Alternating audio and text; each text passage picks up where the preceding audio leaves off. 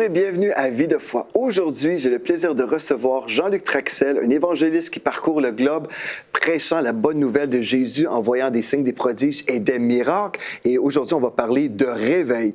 Bonjour Jean-Luc. Bonjour Joël. Gloire à Dieu. Tu es le président de l'AMG, l'Association internationale des ministères de guérison. Et tu as aussi un ministère apostolique sur le mouvement d'église Gospel Wave, c'est ça? C'est ça, exactement. OK. Et puis, non seulement tu fais ça, non seulement tu es déjà occupé en Suisse, mais tu parcours le globe et tu fais des campagnes d'évangélisation, tu vois des guérisons, des choses merveilleuses. C'est glorieux. Donc, tu crois dans le réveil? Ah, je crois non seulement, mais je le vois. Ah, wow. Et c'est vraiment, je crois que Dieu est en train de faire quelque chose de nouveau. On a attendu ceci depuis tant d'années. Je pense que c'est les premières gouttes d'une pluie heavy rain, une pluie abondante ouais. qui est en train de venir, pas juste dans une région ou dans une dénomination, mais qui va toucher l'ensemble des nations de la terre. Wow, c'est merveilleux. Ben, comme tu dis, ça fait longtemps qu'on prie pour le réveil. Moi, ce que j'ai souvent enseigné à la télévision, c'est que le réveil commence ici. Si on fait un cercle, on rentre dans le cercle, le réveil commence là. Donc, réveille-toi, toi qui dors. Je dois me réveiller, je dois chercher Dieu pour moi-même, dans le sens de me consacrer. Mais si on fait tous ça, si nous sommes tous réveillés, là, on peut inviter la présence de Dieu et là, on voit des choses se produire. Donc, je ne sais pas si tu es d'accord avec moi. Absolument, absolument, absolument. Mais tu dis que tu le vis. Donc, pour ceux qui sont à la maison, qui disent « OK, moi, je veux vivre le réveil, peu importe votre pays, vous êtes en Afrique aujourd'hui, vous vous dites « Dans cette ville, nous voulons expérimenter le réveil. » Vous êtes en France, au Canada, peu importe votre pays, vous dites « On veut le vivre ici. On voit tes vidéos peut-être, Jean-Luc, dans des grandes campagnes d'évangélisation, des gens sont touchés par Dieu, on voit une jeunesse qui adore Dieu. Mais quelle est la clé que tu dirais? Il y en a peut-être plusieurs, mais une clé du réveil selon toi? Je pense qu'il y a plusieurs ingrédients qui font qu'il y a un mouvement de Dieu, mais je pense que l'essence même, c'est que c'est le temps de Dieu. C'est le temps de Dieu pour une visitation. Et si on se tourne dans la parole de Dieu, dans Acte 2, versets 17 à 21, il nous est dit « Dans les derniers jours, dit Dieu, je répandrai de mon esprit sur tous. Vos fils et vos filles parleront en prophète, vos jeunes gens auront des visions et vos vieillards auront des rêves. Oui, sur mes esclaves, hommes et femmes, en ces jours, je répandrai de mon esprit, ils parleront en prophète, je n'ordonnerai des prodiges en haut dans le ciel, des signes en bas sur la terre, du sang, de feu et d'une vapeur de fumée, le soleil se changera en ténèbres, la lune en sang, vent, que vienne le jour du Seigneur, ce jour grand et magnifique. » Et ça, c'est fantastique. Le dernier verset, verset 21, « Alors quiconque invoquera le nom du Seigneur sera sauvé. » Et puis, pendant qu'on est encore dans la parole de Dieu, j'aimerais lire juste avec ensemble Jean, l'évangile selon Saint Jean, chapitre 4, verset 35. Il est dit, « Eh bien, je vous le dis, levez les yeux et regardez les champs, ils sont blancs pour la moisson. » Je pense, pendant plusieurs années, nous étions dans une... Je parle là surtout, on va parler par rapport à moi-même et surtout par rapport au continent européen. Pendant plusieurs années, nous étions dans une situation de désert. Et j'aimerais honorer ici sur ce plateau et dans cette émission tous ceux qui m'ont précédé, tous ceux qui nous ont précédés, qui ont fait un travail fantastique, où ils ont été fidèles avec le Seigneur. Ils ont passé la charrue sur des endroits difficiles, ils ont travaillé dans des endroits désertiques. Et moi-même, je l'ai vécu, ceci, pendant des années, alors que je suis en feu, vraiment en feu, depuis l'âge de 16 ans. Alors, aujourd'hui, j'ai 35 ans, plus 14 ans d'expérience. Donc, ça veut dire que vraiment, depuis plus de 30 ans, je travaille activement pour l'annonce de l'Évangile.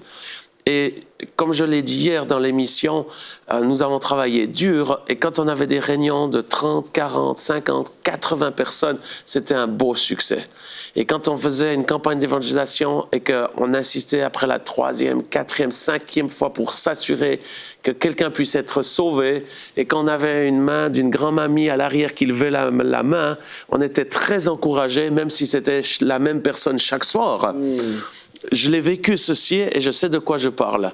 Et j'aimerais honorer tous ceux qui ont travaillé, qui ont été fidèles, parce que la fidélité, c'est quelque chose d'extraordinaire. Mais depuis quelques années, en Europe, il y a une atmosphère qui a changé. Ce qui était impossible est devenu possible. Les miracles qu'on voyait, notamment dans le tiers-monde, en Afrique ou dans certains endroits en Asie, c'est quelque chose qu'on a commencé à voir et d'une façon répétée. Et aujourd'hui, c'est la réalité, je vois plus de miracles en Europe que dans les pays pauvres. Alors évidemment, parce que je passe plus de temps là où Dieu m'appelle principalement, je donne à 10% de mon temps pour voyager dans d'autres pays. Rien que cette année, je pense que j'ai fait 35 pays. Wow. Donc c'est beaucoup de travail. Parce que ce que Dieu est en train de faire n'est pas juste dans une région ou un continent, c'est global, c'est planétaire. Et ce que je rencontre ou ce que je vois aujourd'hui, c'est premièrement l'ingrédient qu'on a parlé hier. L'unité. C'est qu'il y a une faim et une soif d'une génération qui est là, actuelle. C'est pas que lié à l'âge, quand bien même, aujourd'hui, dans les rencontres que nous avons, telles que par exemple, nous faisons les Holy Spirit Night, des soirées Saint-Esprit, la moyenne d'âge, elle est en dessous de 30 ans. Et c'est des milliers de jeunes qui viennent dans des stades, des salles de congrès, qui viennent pour expérimenter le Saint-Esprit. Cette génération, mais dans d'autres rencontres, nous avons des gens qui sont plus âgés. C'est pas une question d'âge, c'est une question de génération. Et l'ingrédient essentiel, c'est la faim et la soif. Et ces gens ont faim et soif, plus de la religion, plus des théories. Ils sont fatigués de ces divisions entre les dénominations, mais ils veulent Dieu. Ils veulent expérimenter Dieu, et alors qu'ils crient à Dieu, qu'ils aspirent à ceci, il y a ce que le prophète, il a donné à le prophète Joël. Dans les derniers jours, je déverserai mon esprit sur toute chair. Et sur toute chair, ça ne veut pas dire juste les pentecôtistes ou les charismatiques. Toute chair, ça veut dire toute chair. Ça veut dire sur moi, sur ma famille, mes enfants, mes parents, mes voisins, les villages, mais également les différentes dénominations. Et je vois ceci aujourd'hui partout où je voyage. C'est plus une question dénominationnelle. Il y a des gens qui prêchent contre le Saint-Esprit ou qui n'aiment pas le Saint-Esprit, mais ils ont faim et soif de Dieu, et comme ils ont faim et soif de Dieu, Dieu les surprend avec le plus beau des cadeaux qu'il les fait, qui sont baptisés du Saint-Esprit. Donc je vois des gens, des assemblées de frères ou des baptistes, qui sans vraiment le savoir, tout d'un coup, ils sont visités par Dieu, commencent à parler les nouvelles langues, et c'est une manifestation du surnaturel.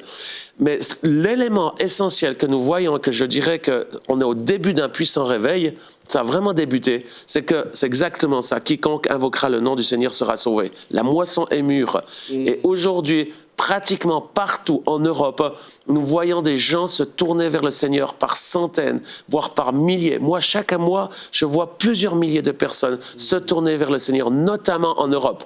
Mais pas seulement en Europe, aussi dans d'autres pays. Je suis ici au Canada.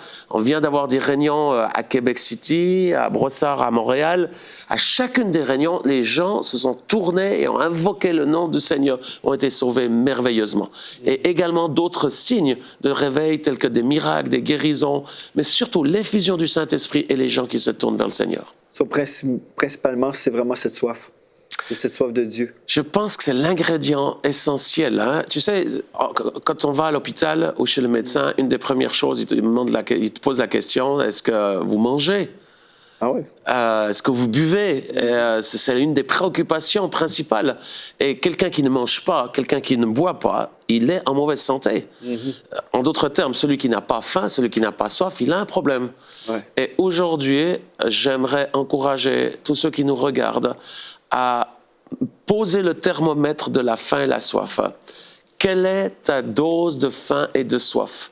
Est-ce que tu as faim et soif de Dieu, ou est-ce que tu es juste dans un rythme religieux où tu vas à l'église fidèlement, à la messe ou au culte, tu suis fidèlement, ce qui est bien. Mais si tu veux une visitation de Dieu, il faut avoir cette faim et cette soif. Et ça, c'est un autre ingrédient. C'est qu'aujourd'hui, je vois en Europe des milliers de personnes qui se mettent sur leurs genoux, qui crient à Dieu pour une visitation de Dieu. Et c'est pas une petite prière de salon pendant 2 minutes. C'est une prière où on crie à Dieu, Seigneur, sauve l'Europe, sauve mon pays, envoie-nous un réveil. Et il y a des groupes comme ceux-ci qui se créent où c'est des prières qui durent quart d'heure, 20 minutes, 1 heure, 2 heures, le 2 heures passe en 3 heures. Et certains endroits, ça passe dans des nuits entières de prière. Et aujourd'hui, je peux donner plusieurs endroits où il y a une faim et une soif, où les gens crient à Dieu. Et la bonne nouvelle, c'est que Dieu répond.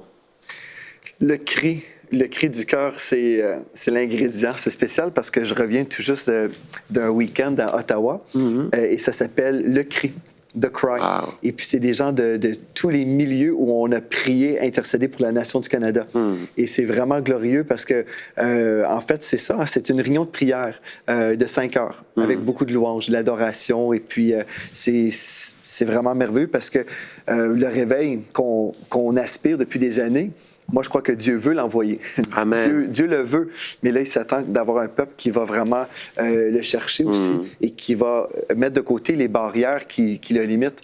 Parce que, comme tu dis, comme la parole de Dieu dit, c'est sur toute chair. Amen. Donc, la première chose, ça serait de s'examiner soi-même. Si on veut vivre dans le réveil, c'est dire, est-ce que j'ai vraiment soif, Seigneur, de ta présence, ou est-ce que je suis satisfait avec une routine? Comme tu dis, ça peut être bon. Hein? On va à l'église, on lit la parole à la maison, on a notre temps avec Dieu dans la prière. C'est bien d'être discipliné. Mais si c'est simplement une discipline religieuse et on n'a pas cette soif de vivre, expérimenter la présence de Dieu, on peut passer à côté. Donc, je pense que ça, c'est essentiel. Aussi, je vois à beaucoup d'endroits, il y a beaucoup d'efforts qui sont faits avec des efforts humains. Et je respecte, j'honore ceux qui nous regardent peut-être, qui sont dans le ministère, qui sont dans des périodes, dans une situation désertique, dans des régions peut-être difficiles. J'aimerais vous encourager à poser les pieds dans le monde spirituel, là où il y a un ciel ouvert. Parce que Dieu nous promet aussi un ciel ouvert sur nos vies. Et le ciel ouvert, c'est le réveil. C'est la gloire de Dieu, où les anges de Dieu montent et descendent, où il y a l'effusion du Saint-Esprit. Et un des éléments, c'est de nouveau, c'est ce qu'on a discuté hier, c'est de poser nos genoux et de s'humilier, de dire Seigneur, on a besoin de toi, et d'arrêter de vouloir faire par nous-mêmes, par nos propres forces. Trop d'efforts humains. Il faut que je diminue et qu'ils croissent. Diminuons nos prêchis-prêchas, nos blablabla pour tout expliquer et tournons-nous vers Dieu, adorons-le, prêchons la parole de Dieu, mais un peu moins de blablabla et laissons la puissance de Dieu se manifester. Et c'est ce que nous voyons, entre autres aujourd'hui en Europe. Je reviens d'une tournée, on a fait 10 villes, chaque soir dans une autre ville. On a commencé à Madrid, salle rempli de personnes affamées, assoiffées de Dieu. Et la même chose, des centaines de personnes qui ont couru à l'avant pour se donner au Seigneur. Ensuite, on est parti à Saint-Jacques-de-Compostelle, un lieu qui est connu à travers le monde pour les pèlerinages. Et puis les gens abandonnent le tout et ils marchent jusqu'à Saint-Jacques-de-Compostelle. Mais c'était un lieu pendant des années qui était noir, rempli de ténèbres. Je me souviens, la première fois que j'étais, il y a quelques années, le Seigneur m'a dit, pose les pieds là-bas, je vais te donner cette ville. Je ne comprenais pas, c'était à Pâques, il y a 5 ans de ceci. Je ne comprenais pas. Je disais, Seigneur, je ne comprends pas pourquoi tu me demandes de faire ceci. J'ai été avec ma famille, mes enfants, je me souviens, ils se plaignaient, ils n'étaient pas contents que je fasse ceci. On l'a fait. Et puis là, il y a quelques semaines, le Seigneur a fait une percée majeure. On a loué la plus grande salle, la salle du Congrès, le palais des Congrès. Bondé, archi plein, milliers de personnes qui étaient là, affamées à soi, c'est fait, surtout des jeunes, mais dans l'unité. Il y avait des catholiques, des protestants, des assemblées de frères qui avaient juste envie que le royaume de Dieu vienne et envahisse la région.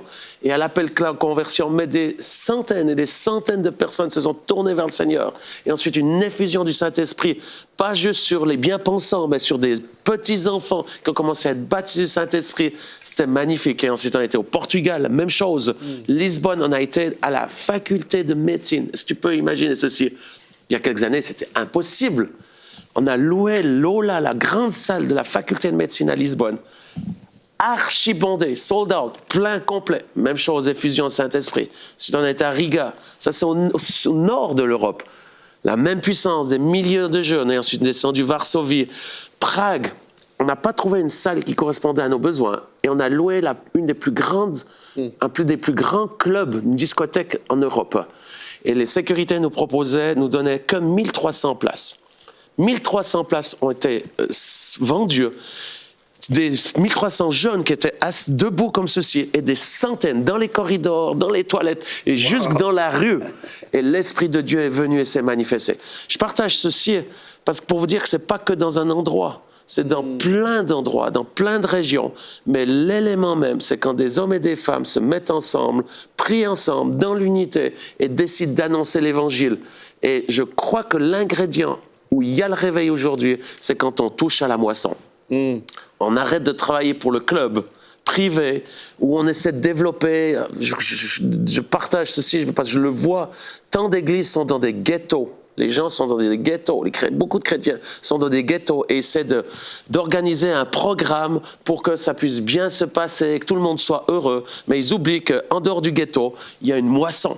Et c'est le diable qui nous a mis dans un ghetto. Mais la bonne nouvelle, c'est que le Seigneur, il veut nous libérer du ghetto, sortir du ghetto, et où il y a de l'oxygène, aller là où il y a de la liberté, parce que là où est l'esprit, là, il y a de la liberté, et d'aller dans la moisson. Et aujourd'hui, je vois les œuvres, les églises, les ministères qui travaillent dans la moisson, c'est là qu'il y a la bénédiction et le souffle du Saint-Esprit. Toi, Jean-Luc, tu as implanté plusieurs églises avec la fraternité Gospel Wave. Et je sais qu'il y a des personnes aussi, des hommes et des femmes de Dieu qui sont pasteurs d'une église qui se disent « Je veux vivre le réveil, on veut vivre le réveil dans notre région, mais comment faire pour que ces gens puissent travailler ensemble? » Je pense que c'est une question importante. Pour le réveil, je pense qu'on est tous d'accord qu'on doit vouloir soupirer après Dieu, avoir cette soif, cette faim spirituelle, comme tu dis. Mais il y en a qui ont fait des efforts aussi dans le passé pour rassembler des chrétiens, et puis il y avait du mal à voir des gens qui participeraient, par exemple. Je sais, moi, je côtoie plusieurs pasteurs, je voyage dans plusieurs types d'églises, j'échange beaucoup avec les pasteurs, et je sais que c'est un défi dans le monde chrétien. Qu'est-ce que, toi, en tant que ministère apostolique, tu réussis à le faire? C'est quoi la clé pour que, justement, dans une région, qu'une ville soit visitée? Première des choses, c'est comme les disciples, ils ont pêché toute la nuit. Ils arrivent vers le maître. Leur maître, allez, jetez vos filets. À droite, hein, c'était. Je crois que c'est ça. Pendant des années, on a jeté nos filets, il y avait peu de fruits. Il n'y avait pas grand-chose qui se passait. Aujourd'hui, ça se passe. Il y a une grâce de Dieu. Je crois, Joël, qu'on est dans les derniers temps. Et le Seigneur Jésus va bientôt revenir. Tout bientôt. Sa venue, elle va être soudaine. Mais avant qu'il vienne, il va y avoir, la Bible en parle, des temps difficiles, des persécutions, des tremblements, etc. Mais aussi, et il en parle, et moi c'est là où je mets ma foi et mon énergie et ma joie, c'est qu'il va y avoir une effusion du Saint-Esprit. Et c'est en train de se passer aujourd'hui. Donc j'aimerais encourager tous ceux qui ont essayé dans le passé, c'est de se dire il y a quelque chose de nouveau. Et connectez-vous avec des mouvements qui vivent le réveil. Allez regarder ce que nous vivons. Vous pouvez aller sur Instagram, mon compte personnel, vous allez voir, je balance que les témoignages de ce que Dieu est en train de faire. Et pas à un endroit, à plein d'endroits. Connectez-vous à ce que Dieu est en train de faire. Deuxième des choses que j'aimerais encourager, c'est souvent on pense à l'aspect d'implantation d'église ou à faire des disciples. C'est juste et c'est vraiment important. Dieu ne nous a pas demandé de faire des convertis, il nous a demandé de faire des disciples. Mais je dis toujours, la vie chrétienne c'est comme l'alphabet. Ça commence par l'ABC et ensuite il y a les autres lettres. Et le discipulat, ça fait partie des autres lettres. Mais avant d'être disciple, il faut se convertir. Amen. Et puis, je pense que ça, c'est un des éléments. Aujourd'hui, tant d'églises ont perdu la raison principale pourquoi Jésus est venu sur cette terre. Il est venu, c'est marqué dans la Bible, il est venu pour chercher ce qui était perdu.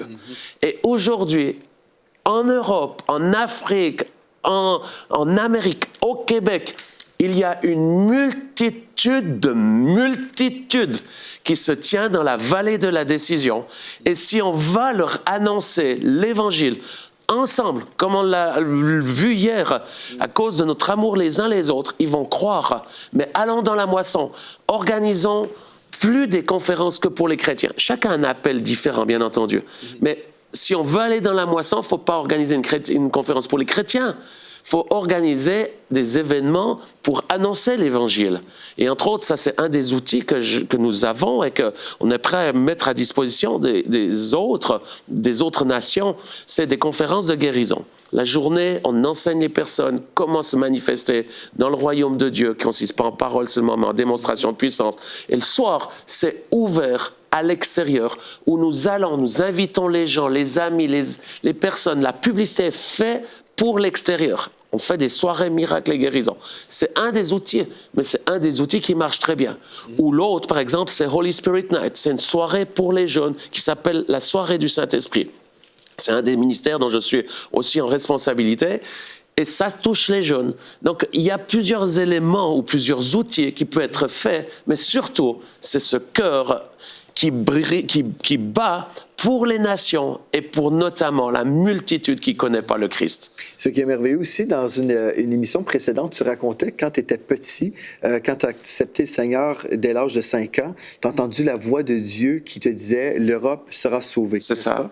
Donc, depuis toujours, tu as cette vision devant toi, une vision divine, que Dieu va sauver l'Europe, que quelque chose massif va se produire en Europe. Et en ce moment, tu es en train de vivre, mais on sait que l'Europe n'est pas sauvée encore, mais c'est en chemin. Quelque chose a débuté, c'est ça? Ouais, c'est ça.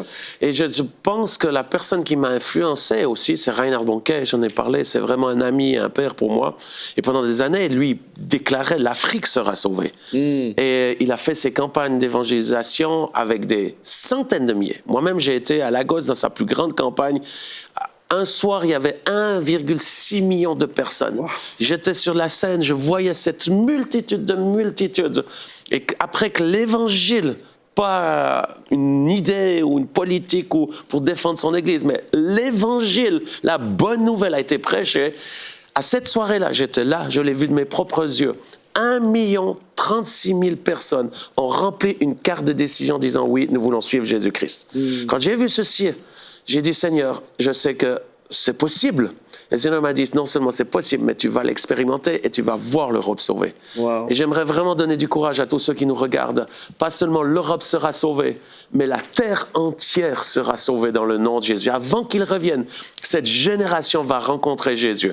Je fais partie également d'un mouvement qui s'appelle The Send, en relation avec Empower 21 et les Global Evangelist Alliance, qui est c'est vraiment de pouvoir, dans les prochaines années, travailler ensemble, comme Europe Shall Be Saved, qui est ce même mouvement, pour annoncer l'évangile à toute personne sur cette terre. En Europe, nous avons la foi que durant les prochaines années, 100 millions de personnes vont venir à Jésus. Avec The Send, c'est la même chose, c'est de rassembler la mission, l'intercession. Et on vient de louer, le Seigneur nous a dit, louer le plus grand stade à Sao Paulo. On a mis les tickets en vente, c'était fin août, en moins d'1 heure, tout était vendu. Wow. On s'est dit, il y a quelque chose de Dieu qui est en train de se passer. Parce que Dieu m'avait parlé clairement, j'ai vu une rivière de feu qui était en train de jaillir du trône de Dieu et qui allait toucher le Brésil. On sait qu'il y a déjà un réveil, ou qu'il y a eu, mais c'est quelque chose de sans précédent. Et qui allait taper le Brésil, lever l'ensemble de la planète Terre. Et quand on a loué ce premier stade, 8 février 2020, on s'est dit, il faut qu'on loue le deuxième. Donc on a loué le deuxième pour la même journée. Et on a loué le deuxième plus grand stade aussi, 45 000 places. En moins d'1 heure, tout était vendu, sold out. Wow. Et on s'est dit, il y a quelque chose que Dieu est en train de faire. Donc on s'est tourné vers la capitale, Brasilia. Et là, on a loué le 3e stade. Et la même chose, avec des dizaines de milliers de places, en moins de quelques heures, tout était vendu. Aujourd'hui, pour The Send, le 8 février 2020, c'est 180 000 personnes qui sont sur une liste d'attente, espérant pouvoir rejoindre. Alors évidemment, c'est quelque chose de sans précédent. Personne n'a jamais vu ceci. Et la bonne nouvelle, c'est pas que pour le Brésil, c'est pour quiconque nous regarde. Je suis certain qu'il y a des pasteurs en ce moment qui veulent que je pose la question. Mais est-ce que tu as un comité de marketing? Je pense, oui, on essaie de communiquer. Non, mais dans l'espace d'1 heure, pour voir une telle réponse. Avec tout le marketing qu'on peut faire, j'ai organisé des conférences, on peut mettre beaucoup d'argent et ça ne marche pas aussi bien. Alors évidemment, on utilise ces moyens modernes dans les réseaux sociaux, surtout pour la nouvelle génération. Et allez sur Instagram, vous verrez, il n'y a pas vraiment de pub, pas beaucoup. C'est une œuvre du Saint-Esprit. Et quand l'Esprit vient sur une région, c'est puissant. Et la bonne nouvelle, c'est qu'il veut le faire pour tous ceux qui nous regardent. Amen. Le Québec sera sauvé. Et si tu peux, Joël, je sais que le temps passe très rapidement. Alors que j'étais avant-hier en train de monter sur le sommet de Bromont, Seigneur m'a parlé. Parce que j'ai une conviction que dans ces mouvements du réveil, chaque individu, chaque personne doit se poser la question, quelle est ma place dans ce mouvement? Quelle est ma place dans cette famille armée? Parce qu'on veut reprendre les territoires volés. Mais en tant qu'Église, en tant que ministère, quelle est ma place? Si tu prends la place de ton voisin ou de quelqu'un d'autre, tu prends la place de quelqu'un d'autre et tu n'as pas ta place. Et si tu n'as pas ta place, tu n'as pas la bénédiction ni l'onction. Donc, quelle est ta place en tant que personne, que famille, mais aussi en tant qu'Église, en tant que ministère, mais aussi en tant que nation? Quelle est la place du Québec, du Canada? Quelle est la place de la Suisse? Du Bénin, du Cameroun? Et quand j'étais là, et j'ai vraiment une parole pour nos amis canadiens, J'ai trouvé cette feuille qui est facile de trouver puisque c'est non seulement sur vos drapeaux, mais c'est l'érable, c'est votre arbre principal. Hein. Et je sentais vraiment ceci, cette parole que l'on trouve dans l'Apocalypse, c'est une parole extraordinaire qui dit que... Ta page déchirée. Hein? La page déchirée, donc c'est une histoire que je pourrais raconter qui est puissante. Les feuilles servaient à la guérison des nations. Je sens que, entre autres, alors c'est une évidence parce que je vibre pour ceci, pour la guérison divine, parce que je crois que ça fait partie de la révélation d'un Jésus qui sauve, mais aussi qui guérit. J'ai l'impression, j'ai ce sentiment, je sens une onction de guérison sur le Québec, sur le Canada. Et cette nation est appelée à être une nation qui rentre dans le fleuve de guérison pour guérir ceux qui ont le cœur brisé, mais pas seulement ceux-ci, ceux qui sont malades physiquement également, mais aussi pour amener la guérison dans les nations.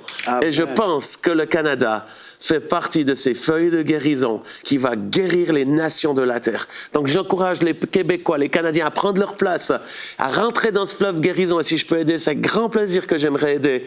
Mais toute nation qui nous regarde, vous qui êtes en Afrique, vous qui êtes en Suisse romande ou en France, prenez votre place. Dieu veut vous utiliser avec puissance. Un puissant réveil a débuté. C'est le début.